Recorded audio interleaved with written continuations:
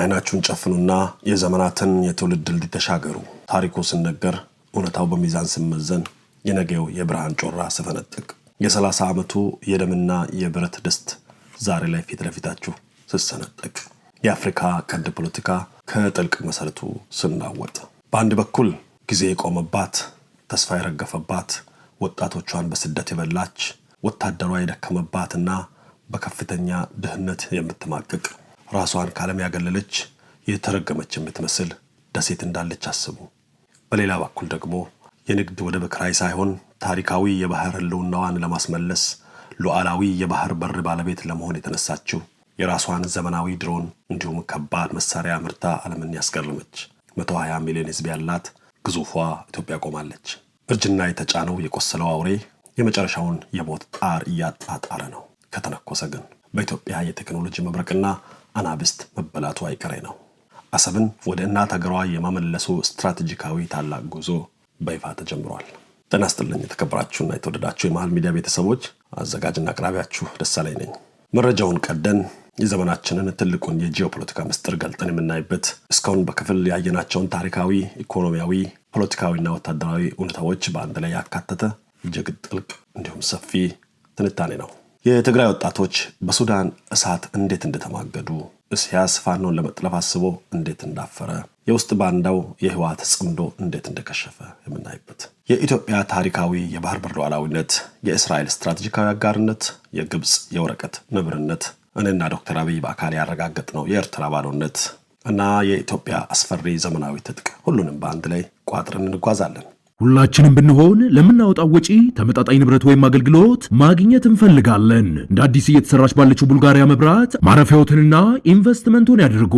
መልካም ስማችን በሴቶች አደባባይና በእንግሊዝ ኤምባሲ በሰራናቸው ስራዎች ብዙዎች ያውቁናል። ወደ ሳር ቤት፣ ሜክሲኮ፣ ቦሌና ቄራ አዋሳኝ መንገድ ላይ ድርጅታችን ሰመር ሪል ስቴት በተመጣጣኝ ዋጋና አማራጮች ከባለ 1 እስከ ባለ 3 መኝታ ቤቶችን በማይታመን ልዩ ቅናሽ በካሬ 89 ሺህ ብር ጀምሮ በ10% ቅድመ ክፍያ እንዲሁም ከ30% ቅናሽና ስራዎትን ያቀላጥፉባቸው የንግድ ሱቆችን ከ25 ካሬ ጀምሮ እንዲሁም በ50% የባንክ ብድር አቅርበንሎታል። እዚህ ሳይታችን ላይ ዘመናዊ የህፃናት ማቆያ፣ የስፖርት ማዘውተሪያና ነፋሻማ አረንጓዴ ስፍራን ያገኛሉ። የዚህ ቅናሽ ተጠቃሚ ለመሆን በ0912 95 1900 አሊያም 0926 26 16 10 ላይ ይደውለው።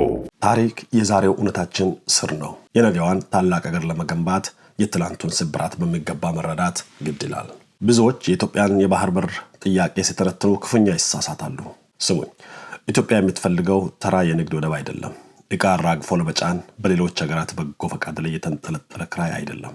የኢትዮጵያ ጥያቄ የህልውና ጥያቄ ነው። የምንፈልገው ታሪካዊ የባህር ህልውናችንን የሚያስመልስ የራሳችን የሆነ ሉዓላዊ ሶቨርን የባህር በር ባለቤትነትን ነው። አዶሊስ የኛ ነበረች። ቀይ ባህር የጥንታዊቷ ኢትዮጵያ የገናናው የአክሱም ስልጣኔ መግቢያ በር ነበር። ይህንን ታሪካዊ መብት በራሳችን የባህር ኃይልና ሉዓላዊ ግዛት ማስከበር እንጂ ጊዜያዊ የንግድ ስምምነት የኢትዮጵያን ዘላቂ ደህንነት አያረጋግጥም። ዶክተር አብይ አህመድ የጀመሩት ታላቁ ጉዞ ይህንን ሉዓላዊ ባለቤትነት የማረጋገጥ ጉዞ ነው። የኢሳያስ አፈወርቂ ትልቁ ታሪካዊ ስህተት ወደቦቹን መግደላቸው ነው። አሰብን እንደማነቆ የኢትዮጵያን አንገት እንደሚያስገባ ገመድ ሊጠቀሙበት አሰቡ እንጂ ፈጽሞ አላዘመኗትም። ዛሬ የዓለም ንግድ እጅግ ተቀይሯል። ዘመናዊ ንግድ በግዙፍ ኮንቴነሮች ሲንቀሳቀስ አሰብና ምጽዋ ዓለም አቀፍ መርከብ ማስተናገድ የማይችሉ ዘመናዊ ክሬን የሌላቸው በአሸዋ የተዋጡ የሙት ከተሞች ሆነዋል። ወደ ማለት ውሃና መሬት ብቻ አይደለም፣ ቴክኖሎጂ ነው። የጫካው አስተሳሰብ ግን ይህን ዘንግቶታል። ይህን ታሪክ በወሬ ወይም በደህንነት ሪፖርት ብቻ አልነግራችሁም። እኔው በአካል 5 ጊዜ ወደ ኤርትራ ተመላልሻለሁ። ከቤተ መንግስቱ ጀምሮ እስከ ሰፈር ጠላ ቤት ድረስ ገብቼ ፈትሻለሁ፣ አናፍንፌያለሁ። ያየሁት ምንድን ነው? የፈረሰ ህንፃ፣ የተራበ ወታደር፣ ፊቱ ላይ የፍርሃት የተሸበበ ህዝብ። ስርዓቱ ከውጭ ነብር ይመስላል፣ ከውስጥ ግን የበሰበሰ ስሩ የተበላ ብስባሽ መሆኑን በአይኔ ተመልክቻለሁ። የኤርትራ ህዝብ ራሱ የታጋችነት ህይወት ነው የሚኖረው።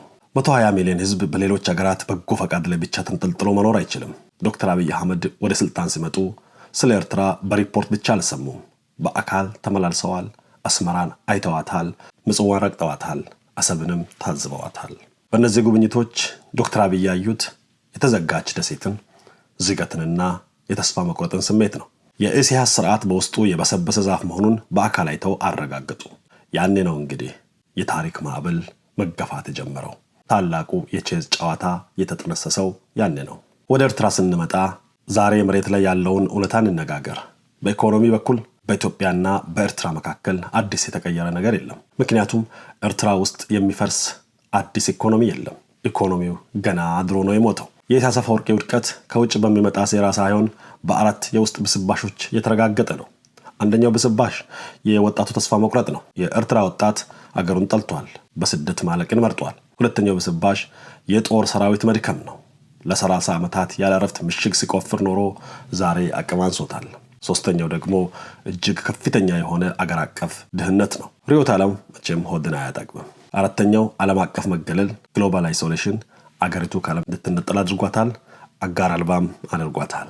ዛሬ መሬት ላይ ያለው እውነት እጅግ አስገራሚ እና ረቂቅ ነው። ጠቅላይ ሚኒስትር ዶክተር አብይ አህመድ ታላቁን የቼዝ ጨዋታ በጠመንጃ ጩኸት ሳይሆን በኢኮኖሚ ከበባ እና በዲፕሎማሲ ጥበብ እየተጫወቱት ነው። ዶክተር አብይ የሞተውን የዛገውንና የበሰበሰውን የአሰብ ወደብ በቢሊዮን ዶላር ተከራይተው የኢሳያስን ጦር አላደለቡም። ፊታቸውን ወደ ዘመናዊው በዱባይ ፖርት ከ400 ሚሊዮን ዶላር በላይ ፈሶበት ወደ ለማው የሶማሊላንድ በርበራ ወደብ አዞሩ። ይሄ የመግባቢያ ሰነድ ሲፈረም እመኑኝ የኢሳያስ ብቸኛው የፖለቲካና የመደራደሪያ ካርድ አመድ ነው የሆነው። አሰብ በኢኮኖሚ ስትታነቅ መመለሷ አይቀሬ መሆኑን ዶክተር አብይ በተግባር አሳይተዋል። ኢሳያስ የበርበራውን ስምምነት ሲሰሙ አሰብ መሞቷን ሲያረጋግጡ ደንግጠው ሱዳንን ማመስ ጀመሩ።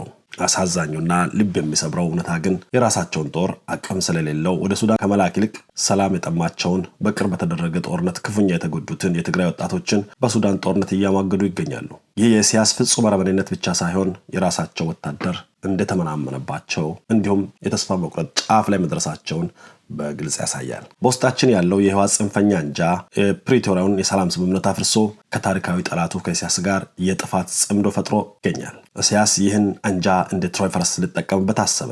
መንግስት ግን ይህን ሴራ ገና በጠዋቱ በዋዜማው ነቅቶበት ጽንፈኛው ቡድን ከሰላም ፈላጊው የትግራይ ህዝብ ነጥሎታል። ዛሬ መቀሌ ላይ የምናየው ሹክቻ የዚህ ውጤት ነው። የጽምዶ ፖለቲካ የውሃ ሽታ ሆኖ ቀርቷል። ኢሳያስ መረቡን ወደ አማራ ክልልም ወርውረዋል።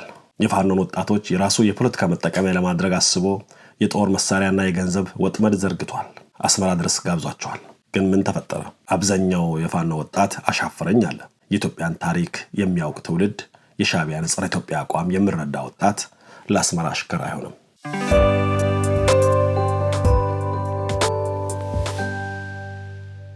ወደ ጦር ሜዳው ሳይንሳዊና ወታደራዊ እውነታ ስንገባ የዘመኑ ጦርነት በሰው ብዛት አይደለም፣ በቴክኖሎጂ ነው። የኢትዮጵያን አስፈሪ ዘመናዊ ትጥቅና የኤርትራን ባዶነት ነጥብ በነጥብ እንየው። አንደኛው የአየር የበላይነት ነው፣ ኤር ሱፕሪማሲ። ኢትዮጵያ ዛሬ በአፍሪካ ቀንድ ወደር የማይገኝለት የድሮን ኃይል ገንብታለች። የቱርክን ባይራክተር ቲቪ2፣ የቻይናውን ዊንግ ሎንግ 1 እና 2፣ የኢራኑን ሞሃጀር 6 አጣምራ ታጥቃለች። ከዚህም አልፎ እጅግ ዘመናዊ የሆነውንና ከባድ ቦምቦችን ተሸክሞ ዕላማውን በዜሮ ስህተት የሚመታውን የቱርጉን አካቺ ድሮን ወደ ጦር ሰራዊት አቀላቅላለች። ወደ ኤርትራ ስንመጣ ሰማዩ ባዶ ነው። ኤርትራ የምትመካው በሶቪየት ህብረት ዘመን በተሰሩ መለዋወጫ ባጡ በቆዩ ሚግ 29 አውሮፕላኖች ነው። እነሱም ዝገት እየበላቸው ይገኛሉ። የአየር መከላከያና ኤሌክትሮኒክስ ጦርነትን በሚመለከት የኢትዮጵያ ሰማይ በማንም አይደፈርም። መከላከያችን እጅግ ዘመናዊ የሆኑ የሩሲያ ፓንትስር S1፣ የቻይና ረዥም ርቀት ተወንጫፊ HQ9 እንዲሁም ሌሎችን ሚሳይሎችን ታጥቋል። በተጨማሪም የጠላትን ራዳር የሚያሳውር ዘመናዊ የኤሌክትሮኒክስ ጦርነት ቴክኖሎጂን ገንብታለች። የኤርትራ የአየር መከላከያ ግን ዛሬም የሚጠቀመው የቆዩትን S125 ሲስተሞችን ሲሆን እነዚህ በቀላሉ የሚጋለጡና ሽባ የሚሆኑ ናቸው። የኢትዮጵያ ትልቁ አስፈሪ ኃይል መሳሪያ ገዢ ብቻ አለመሆኗ ነው። ራሷን ችላለች። ዘመናዊ ታንኮችን ታድሳለች። ቀላልና ከባድ የጦር መሳሪያዎችን ታመርታለች። በሚሊዮን የሚቆጠሩ ጥይቶችን በአገር ውስጥ ታመርታለች፣ ለውጭም ታቀርባለች። የድሮን ቴክኖሎጂን ጭምር በአገር ውስጥ ታመርታለች፣ ትገጣጠማለች። በአንጻሩ የኤርትራ ጦር አንዲት ጥይት፣ አንዲት ሊትር ነዳጅ ለማግኘት የውጭ ሀገር ፊት ማየት አለበት።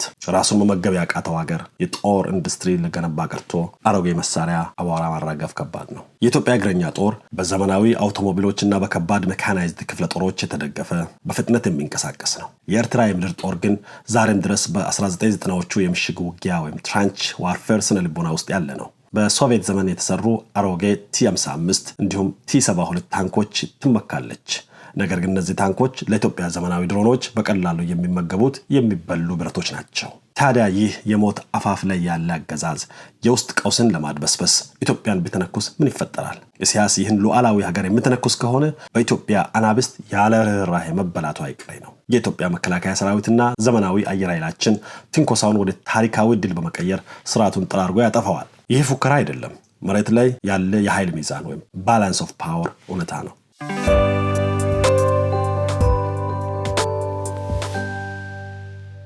በነገው የቀይ ባህር ጂኦፖለቲካ ውስጥ እስራኤልና ምዕራባውያን አስተማማኝ አጋር ይፈልጋሉ። ቀይ ባህር በሁቲዎች ስታመስ እስራኤል አፈወርቂ ከነዚህ ጽንፈኞች ጋር ተሰልፈዋል። ስለዚህ የእስራኤል የደህንነት የስለላና የቴክኖሎጂ ቀጠናውን ማረጋጋት ከምትችለው ታላቂቱ ኢትዮጵያ ጋር በጥብቅ ይቆራኛል። ይህ ትስስር ዓለም አቀፍ ማህበረሰብ በኢሳያስ ውድቀትና ሞት ላይ አይኑን እንዲጨፍን ያደርጋል። ኢሳያስ ደንግጦ ወደ ካይሮ ቢሮጥም ግብፅ የወረቀት ነብር ናት። ኢኮኖሚያ ወድቋል። የሱዝ ካናል ገቢዋ ከግማሽ በላይ አሽቆልቁሏል። በአንጻሩ ኢትዮጵያ ከተባበሩት አረብ ኤሚሬትስ ዩኤኢ ጋር ጥብቅ ቁርኝት ፈጥራለች። ኤሚሬትስ ግዙፍ ፋይናንስ፣ ዘመናዊ የድሮን ቴክኖሎጂ እንዲሁም በቀይ ባህር ላይ ግልጽ የበላይነት ፍላጎት አላት። ኢሳያስ በዓለም አቀፍ መድረክ እርቃኑን ቀርቷል። እስኪ ልጠይቃችሁ፣ ዶክተር አብይ አህመድ ኢሳያስን በነገው ዕለት የሚያስወግዱት እግረኛ ጦር ልኮ ብቻ ይመስላችኋል? ፈጽሞ አይደለም። ዶክተር አብይ ኢሳያስን የሚያስወግዱት በኢኮኖሚ፣ በዲፕሎማሲ፣ በሌሎች ማነቆ ነው። ኤርትራ ሙሉ በሙሉ ስትዘጋ፣ የኤርትራ ኢኮኖሚ ጠብታ ስደርቅ፣ የተራበው የኤርትራ ወታደር እና ለ30 ዓመታት የተጨቆነው ህዝብ ጠመንጃውን በራሱ በኢሳያስ ላይ ማዞሩ የተፈጥሮ ህግ ነው። ስርዓቱ ከውስጥ ይፈነዳል። የተጀመረው ታላቅ ጉዞ እኛ በህይወት እያለን ዳር መድረሱ አይቀሬ ነው። የኢሳያስ አፈወርቂ ስርዓት ሲወድቅ አሰቡንና ተገሯ ወደ ኢትዮጵያ ትመለሳለች። ይህ በጦርነት ሳይሆን በኢኮኖሚ፣ በዲፕሎማሲ፣ በጂኦፖለቲካ ውህደት የሚመጣ የቅርብ ቀን ውብ እውነታ ነው። ኢትዮጵያ 2 እና 3 የባህር በሮች ያሏት ታላቅ የኢኮኖሚ ሀያል ትሆናለች። በማጠቃለያ የ120 ሚሊዮን ህዝብ ግዙፍ ጉልበት፣ ታሪካዊ የሉዓላዊነት መብት፣ የብሪክስ አባልነት፣ የውስጥ የጦር መሳሪያ የማምረት አቅም እንዲሁም የጠቅላይ ሚኒስትር ዶክተር አብይ አህመድ ስትራቴጂካዊ ጥበብ ተዳምሮ አዲሱን የአፍሪካ ቀንድ ስርዓት ይፈጥራል። ክቡራትና ክቡራን፣ እኔ አዘጋጅና አቅራቢያችሁ ደሳለኝ ነኝ። ይህን ጠለቅ ያለ ረዥም ታሪካዊ ወታደራዊ ትንተና ጊዜ ስታችሁ በትዕግስት ስላዳመጣችሁ ከልብ አመሰግናለሁ። ሐሳባችሁን፣ አስተያየታችሁን በኮሜንት መስጫው ላይ አስቀምጡልኝ። ቻናላችንን ሰብስክራይብ በማድረግ ቤተሰብ ይሁኑ። ቪዲዮውን ላይክ ያድርጉ፣ እንዲሁም ሼር በማድረግ ለብዙዎች እንዲደርስ አድርጉ። በሌላ ትንታኔ እስክንገናኝ ቸር ሰንብቱ። ሀገራችን ኢትዮጵያ በክብር ትኖር። አመሰግናለሁ። ሁላችንም ብንሆን ለምናወጣው ወጪ ተመጣጣኝ ንብረት ወይም አገልግሎት ማግኘት እንፈልጋለን። እንደ አዲስ እየተሰራች ባለችው ቡልጋሪያ መብራት ማረፊያዎትንና ኢንቨስትመንቱን ያድርጉ።